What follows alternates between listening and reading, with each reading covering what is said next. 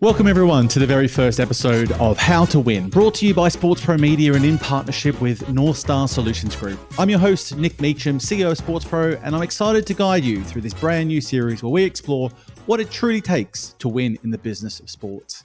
Now, this series is more than just a conversation. It's a deep dive into strategy, execution, leadership, and the evolving dynamics of the sports industry today. And the idea of this pod is stemmed from some of the work we've done with NorthStar, who's been a great supporter of SportsPro for several years now and helped us transform the way we approach and execute several projects, including the 50 most marketable athletes list that's just come out and had Simone Biles as the number one athlete for this year. As a global management consultancy firm who works across a host of sectors and companies, I was really keen to get NorthStar involved, and particularly with Chris, to get more of an insight into their expertise as sports has to continue to look at all corners of the industry and other sectors to get the edge in such a fast evolving landscape. Now, every episode will feature a senior leader who has helped shape their organizations and in many instances, the industry we know today.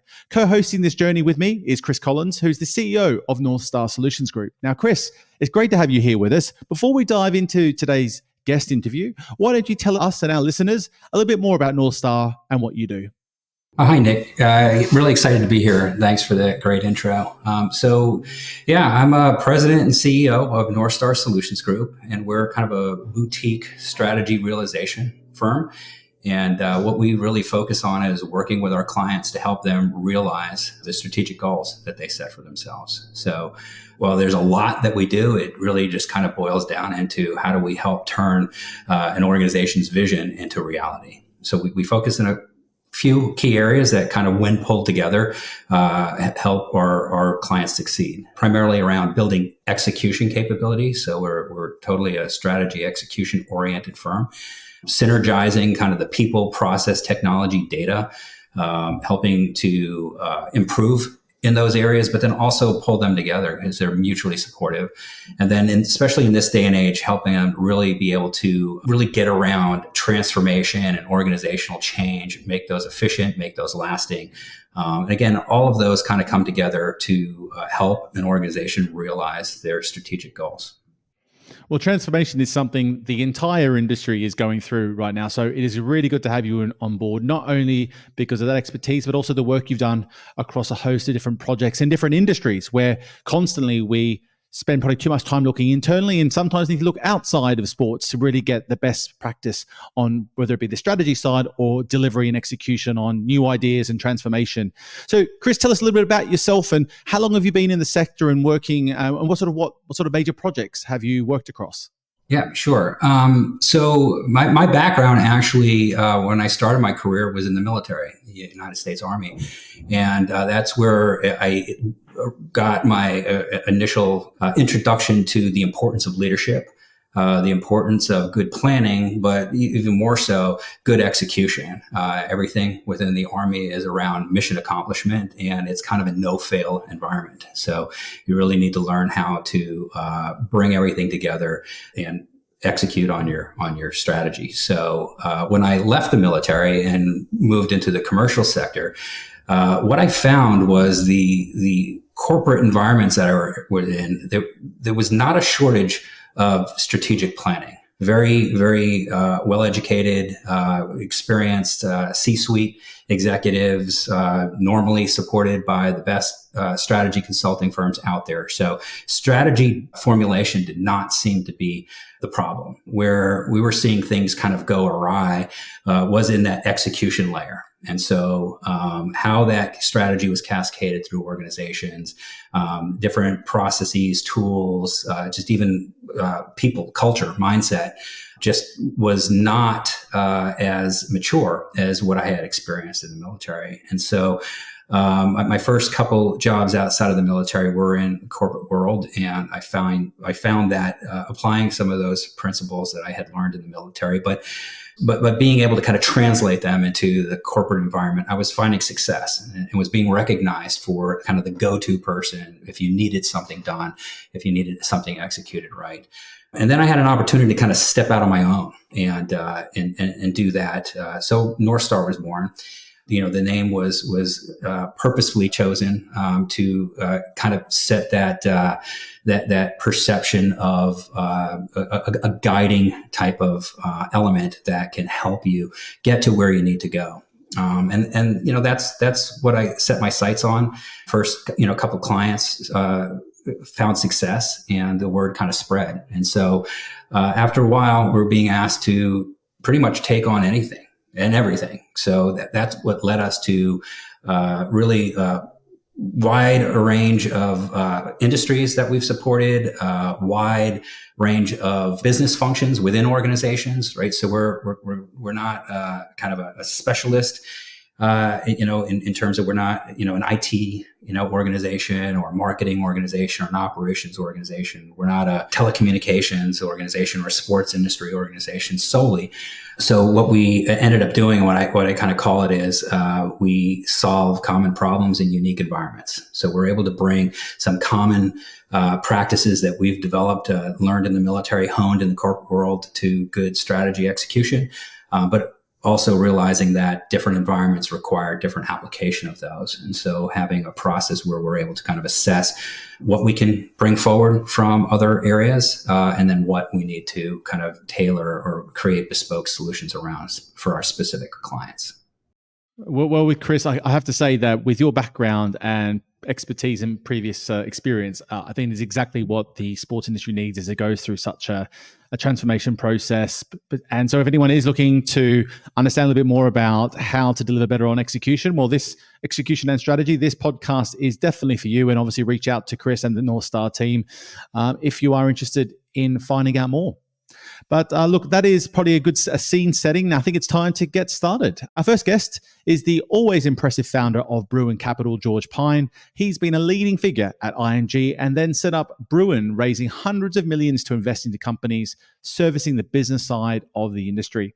Since then, Bruin has generated well over $1 billion in return for its investors, with successful exits from high-profile investments, including the likes of Delta Trade, Two Circles, On Location, and many more. And currently, they have 9 businesses in their portfolio.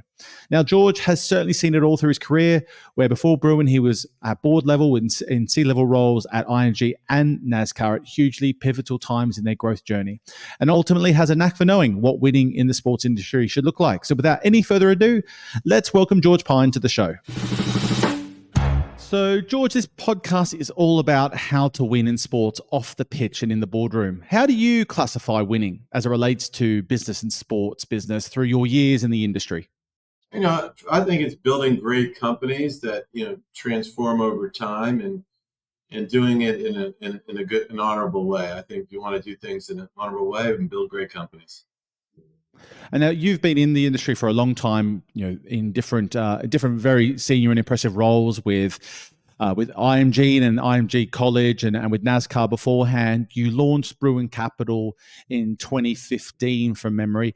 Just talk us through what Bruin Capital is today. What are some of the key, portfolio companies you have in the business and some of those exits, which I can list off, but I think you're probably best placed to talk about them better than I am. Sure. So Bruin provides services to the industry on a global basis. We own 9 companies today. I think we roughly have 4,000 employees. We operate 107 offices in 73 cities around the world. And I just realized the only continent where there isn't an office in our portfolio companies is on Antarctica. So I'd say we're pretty global. 75% of our investments are headquartered outside the United States. So again, obviously I'm from the U.S., but 9 years at IMG, we really have a very global company. Not exclusively tech, but lend a little bit more to tech because technology is disrupting everybody's life, and sport is no different. And so a little bit more on tech, but not exclusively on tech. Well, out of interest, why the focus, or I don't know if it was the focus or it's sort of just fallen that way, but why companies outside the US seem to be the mainstays of the portfolio? Yeah, I think, we kind of fell into it a little bit.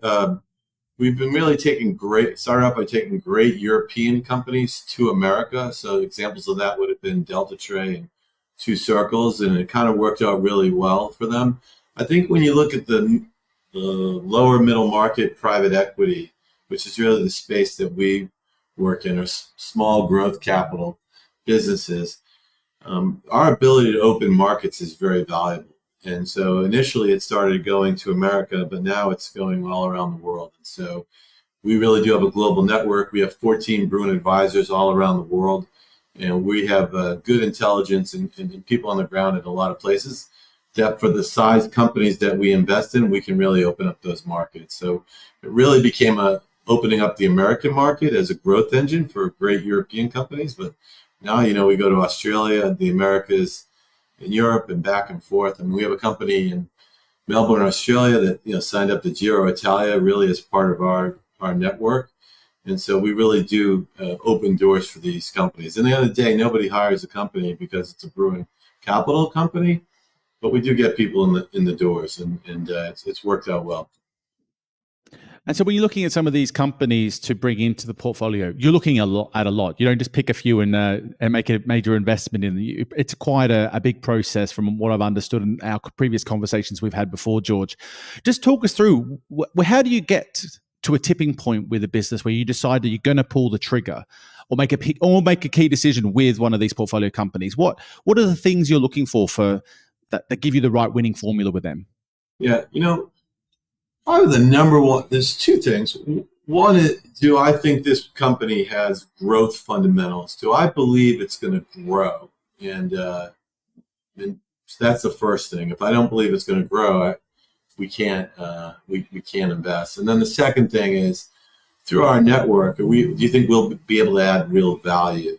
So if we think we can add real value and it's a growth segment or a growth company, those are usually the two things. And that's why technology has a lot of growth potential. And so when you look at, again, Two Circles, Delta Trade, Fair Play Media, Full Swing, TGI, and I'm probably forgetting a few, Box to Box. I mean, it's technology has drove all of those companies. And so they have good growth fundamentals. But we've invested in On Location and Proof of the Pudding, which are not necessarily technology, certainly they're hospitality, but we felt in those cases that we could add a lot of value. So, and those companies had real potential to grow. So it's the potential to grow, and then the potential for us to make a difference by opening up a new market for that company. So you have a lot of great companies. I take Delta Trade. I thought it was a great company, had a great product offering. We brought it to America. To Two Circles, I thought it was a great company, had a good product offering, translate well to America, but it's hard to break into America, right? And so I think we were able to be helpful there. Absolutely. So, Chris, I want to bring you in on this and I want to dig into this a little bit further, because this podcast, this series is about how to win in the industry. And I do think not only making decisions around business, but just generally making big decisions in the boardroom, in major settings, can be a really tricky environment for some people who are in leadership roles to go, do we make this key decision and invest into this technology, work with this third-party company, making a major investment in this business? Chris, from your point of view, when you're working with all these clients in and around, not just sports, but outside in many different industries, are there any common traits or things that you recommend to be considering when making some of those key decisions that could impact the success of the business moving forward?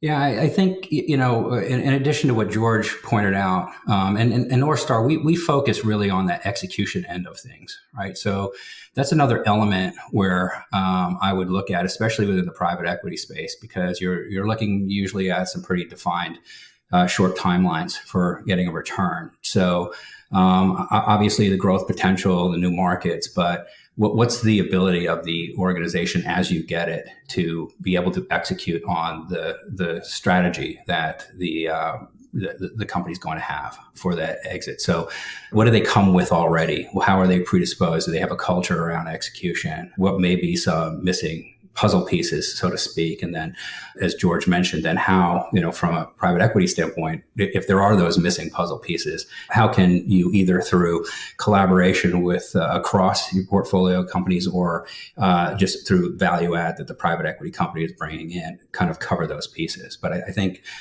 fundamentally, there's the strategic aspect of, is it a good product? Does it have growth potential? Are there markets you could bring it to? It's really going to come down to then what's the ability of the team to execute on that. George, with the work you've done with your various portfolio companies that we've talked about a few already, how do you manage some of those key decisions about perhaps it's a pivot in approach, perhaps it's a step into a new market? Are you leaving that to your respective leadership teams in those companies? Are they coming to you for guidance, or is it a collaborative decision making process? Typically, do you have any examples perhaps that come to mind that might sort of align with that process or that big pivotal moment of let's go double down on X? Yeah, no. What's kind of guided me is a very disciplined planning process that's very collaborative.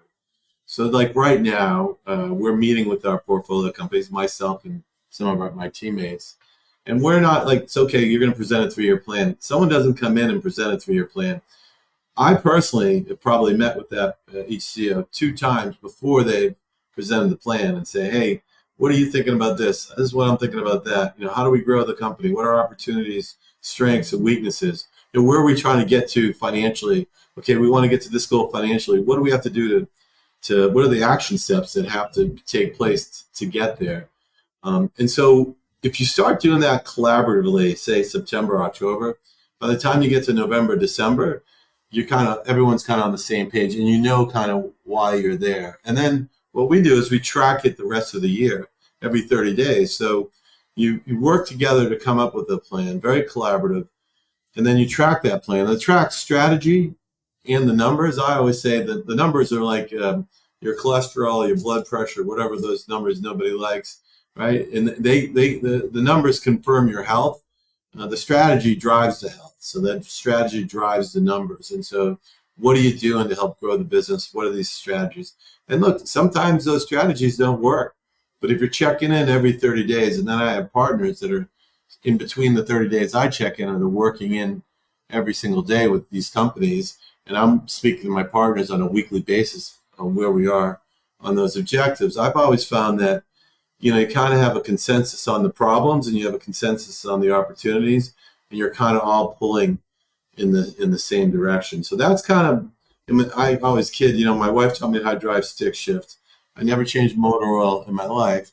And that's how a guy out of Boston ended up running NASCAR. Was, we had a very disciplined planning process on the commercial side. And Mr. France said, I'd like to have that for the rest of the company. And so that's kind of guided me. And whenever I veered from that, I always get in trouble. So like that's kind of if you said like, what's the secret sauce? I think that's really kind of the secret sauce. And we're better at it this year. We're not as good every year. What I like about this year is, we're in there with, like, I'll give you Fair Play Media is one of our companies, London based. And, 3 weeks ago, I did a 2-day offsite on every aspect of the business. It was me, the CEO, the CFO, and my partner. Well, they're going to come back in a couple of weeks and do some more research, give some more thoughts. And then by December, we'll have a plan we all agree with. I found that to be pretty effective. So lots of planning involved, but things can start to go awry along the way. Your regular check-ins makes a lot of sense.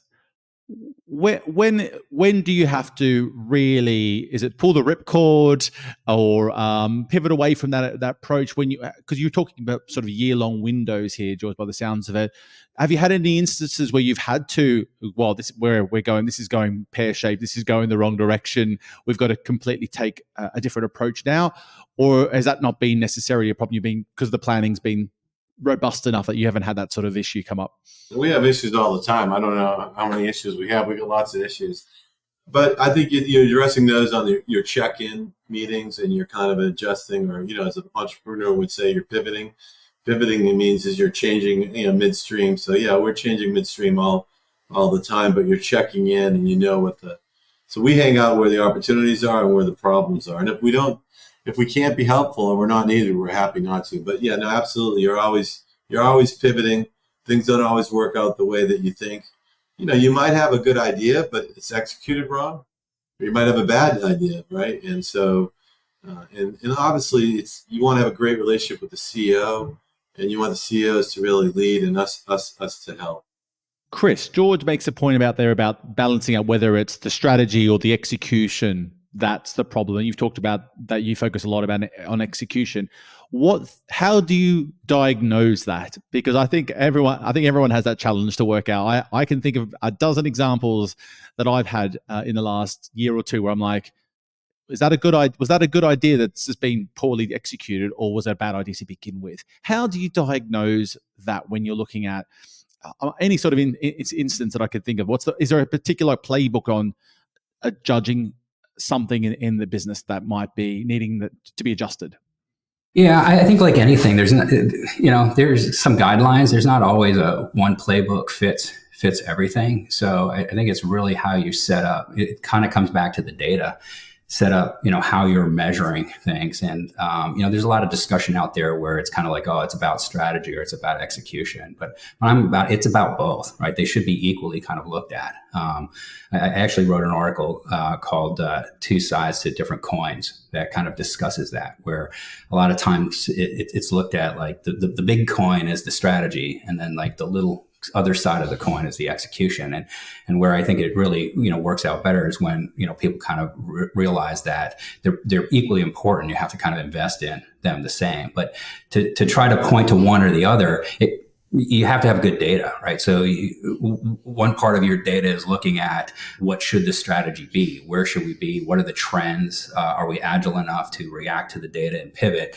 And then the other side of the data is what are those execution metrics that you can set up to indicate whether or not you're executing on things the way that you want. And so, again, there's no, one size fits all. But if you set up your metrics that way, then it's just like anything else. You're monitoring them. And if you're not getting the results you want, you can look at, well, which metric seems to be lower than or not what we want, and then you can kind of delve into there, right? And then kind of each metric has a way to fix it, right? There are things that you do. If it's this, then this is what we want to focus on. If it's that, then we focus in these areas here. So I think that obviously being data driven, but having a wide range of metrics that can give you the information that you can make a informed decision on. Well, is it the strategy that's wrong, or is it maybe the way that we're executing it? George, for you, we have a lot of conversation in the industry about the value of data from a fan perspective, but data to make decisions on how to approach things. How much do you think data is everything, or do you think you need to also, I think it's a balance of art versus science, a little bit, the line I like to use, where you've got to be able to make sure that data can tell you things, but it can also mislead you at times. If you look at the wrong data points, you don't get the full picture. How do you see the use of data in making decisions? I think it's important. I learned from Ted Forsman, like every company that we invest in, and what I learned is from Ted, I always shoot for a 20% EBITDA margin. And so when you start looking at the margins on different businesses, they really are telling. And so I look at different metrics and different data to gauge what's going on in the business. And so far, that has never really led me wrong. So I actually do think that data is very important.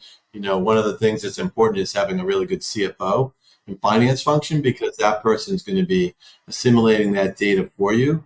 So there's a variety of metrics or KPIs that I look at that help me assess the business. And actually, with 9 businesses that are different, what was important to us was the reporting on all 9 businesses are very much the same.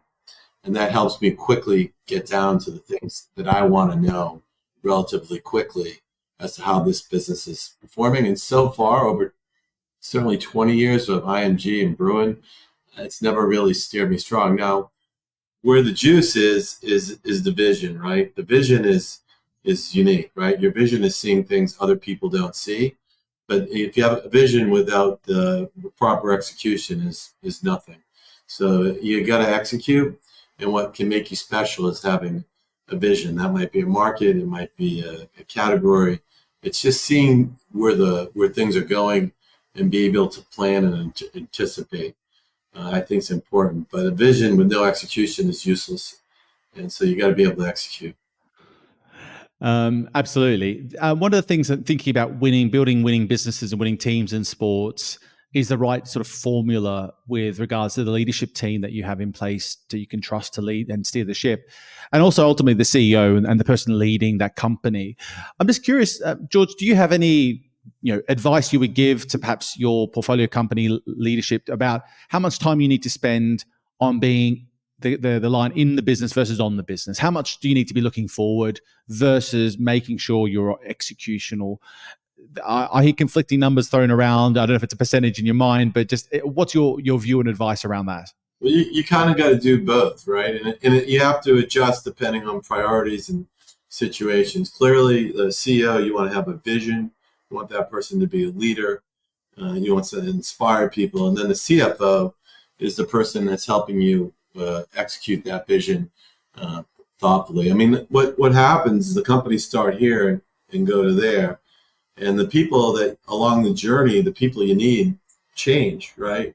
And so you got to be able to manage that growth. And so to me, an important if you have the right CEO, it's always make sure you have the right CFO too, because that CFO usually oversees human resources. It's measuring the success or failure of different initiatives. It's kind of keeping things tight and narrow while you're running hard. And so what I've seen, and it's really important, is that finance function.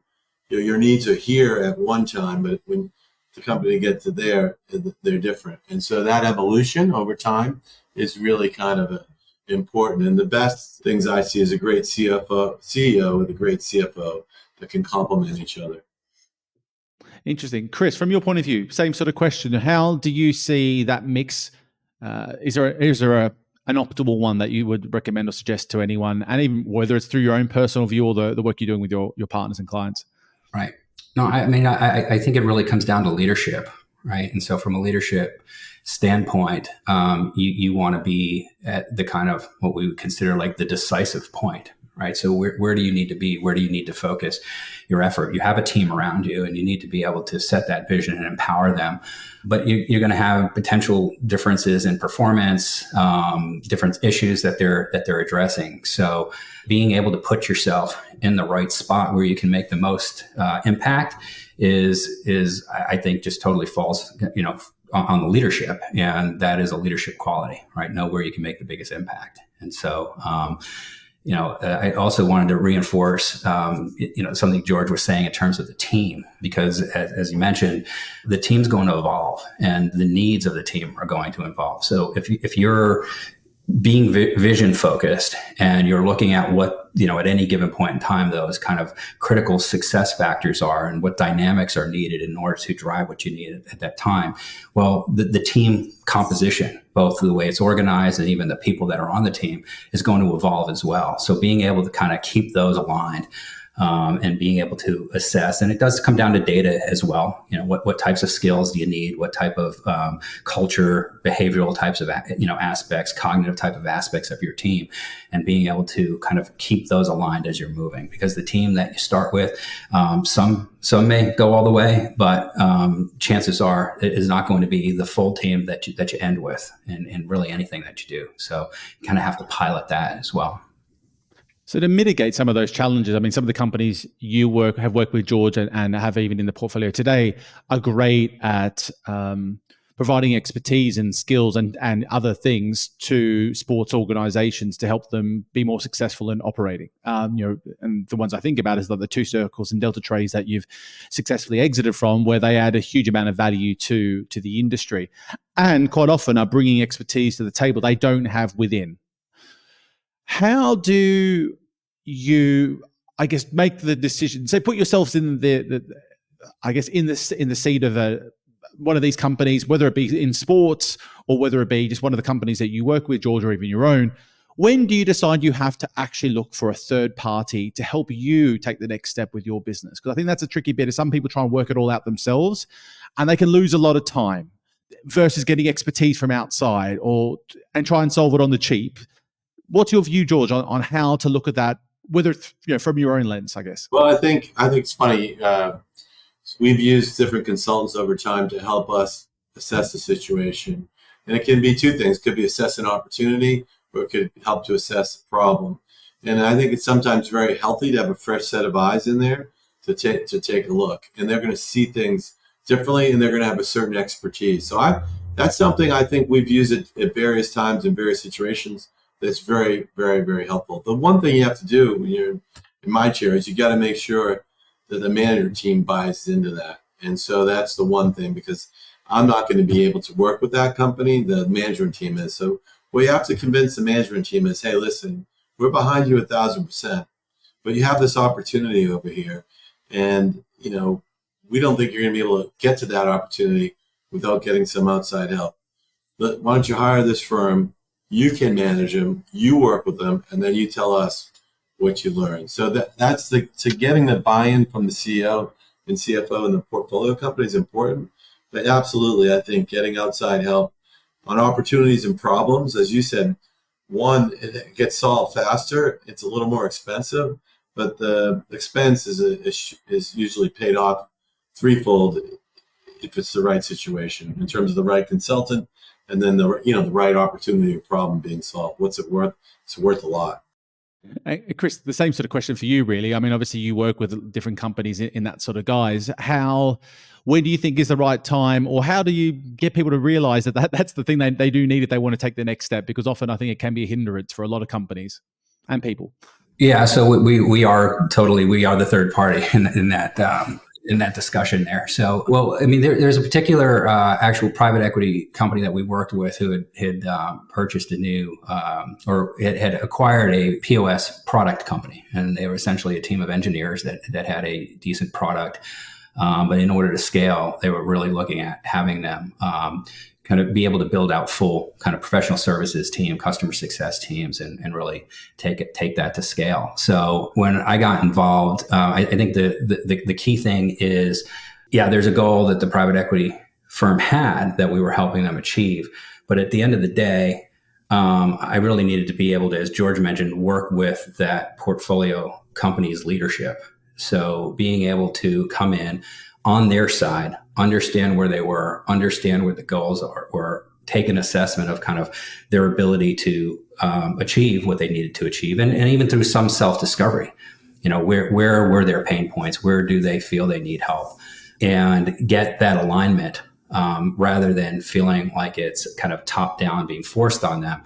Going through that process, able to highlight areas for them where it makes their life easier. It makes their life easier in terms of working with the private equity company, in terms of the reporting that they needed, the performance that they needed, makes them better in dealing with their clients because of the better, customer experience, and even, ultimately the valuation of the company. And so they're all incentivized a certain way. So being able to really come in and position yourself as aligned to the same goals with the same kind of skin in the game, I think becomes really important, versus it being looked at as coming in to be a detached pie in the sky advice giver and then leave with regardless of what the outcome is, right? So I think you really, we got a lot of success and a lot of buy-in by taking that approach.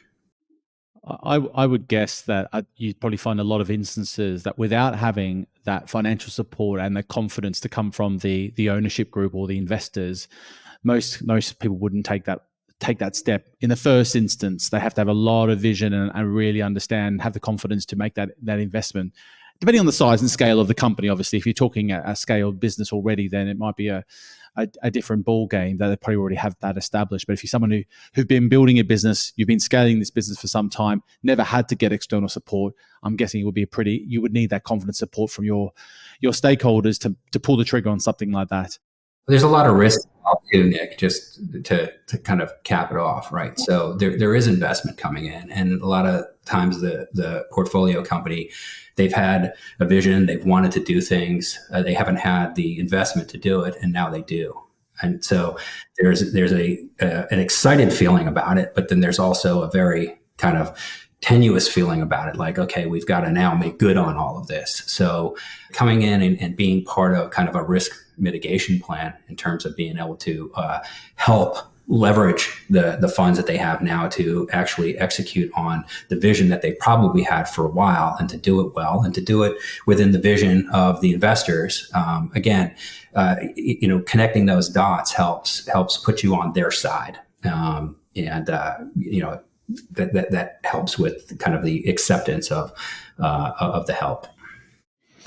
Absolutely. So, George, I want to reflect a little bit before we wrap things up. Want to reflect on looking back at your career, your time at NASCAR and IMG to begin with. Are there any success stories or big moments that you look back and reflect on as real instances where you say that was a huge winning moment for me and for the company that you were right in the thick of? Yeah, I mean, I think when I look back at NASCAR, two things stand out. One was, when we signed up Nextel for the title sponsorship, we placed it was the largest sponsorship in the history of the United States at the time. So that was kind of a big deal for us. And then in navigating the safety initiatives after the death of Dale Earnhardt was also something I'm probably most proud of. We had lost 4 drivers in 18 months. It was a really difficult time, and we authored a number of safety measures, and they haven't had a fatality in over 20 years. So those are things that NASCAR I'm most proud of. At IMG, I'm probably most proud of the outcome and the friends that I made there. We have 14 Bruin advisors.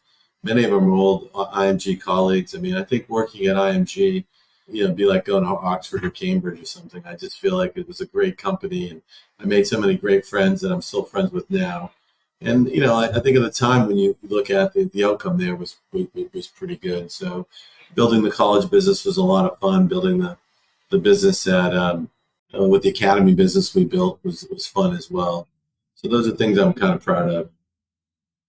The example you gave with NASCAR, I think, is the perfect example of how challenging it is to be in a leadership position in sports, where you've got to balance doing sponsorship deals at that scale, which are some of the biggest in the US and probably one of the biggest for probably a good decade or so in that market, and plus through to something as difficult as that in terms of the safety and that side of things.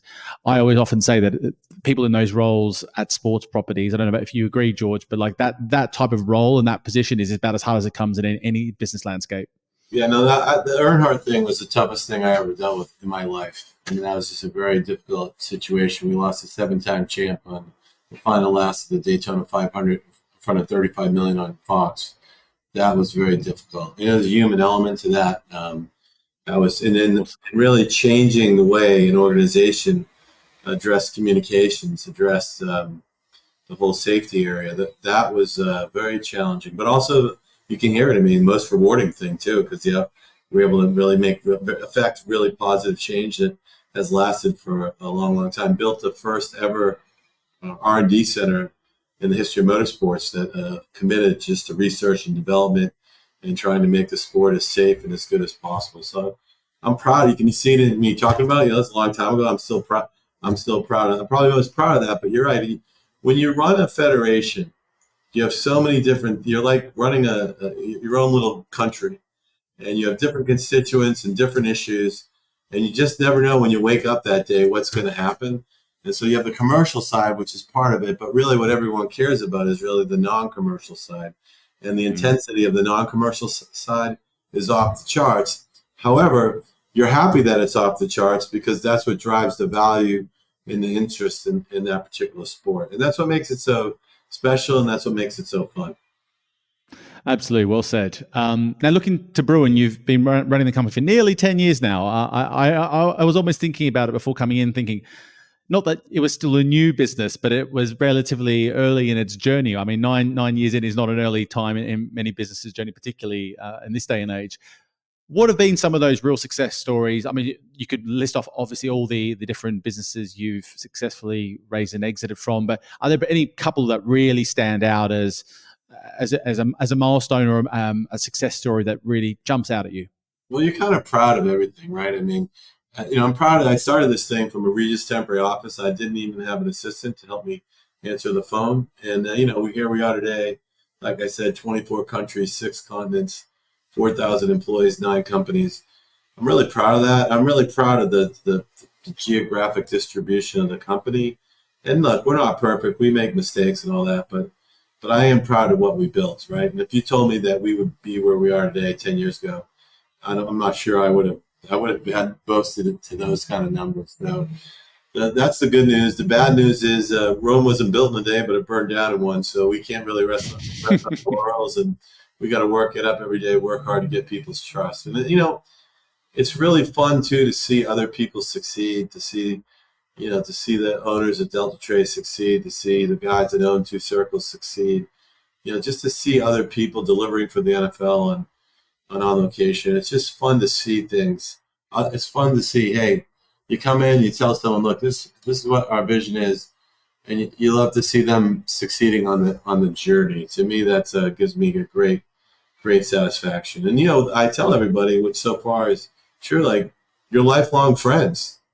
So you're part of the network. Like Gareth and I at Two Circles will be friends forever. Andrea is friends. I'm friends with John Pierre at Two Circles, John Collins on location. I see these guys regularly, and I don't work with them anymore, but they're part of my lifetime journey now, and that's kind of fun too. Absolutely. That would be a perfect spot to wrap. And I want to ask one more question because you did finish it up, wrapped it up so nicely. And that is about the current state of play for you, George, because there are some really interesting businesses you've invested into and just what the near term looks like. Are you looking at businesses actively at the moment? But talk to me about the box-to-box investment and TGI Sports. They're the ones that stand out for me. Or if there's any others you want to highlight as well. Yeah, sure. I can't talk about all 9 companies. I think some of the most interesting people love box to box. They're fantastic. They're doing a fantastic job. They're very creative. The CEOs have a tremendous amount of desire. They've got a lot of opportunities within box to box because of all the programming with the streamers.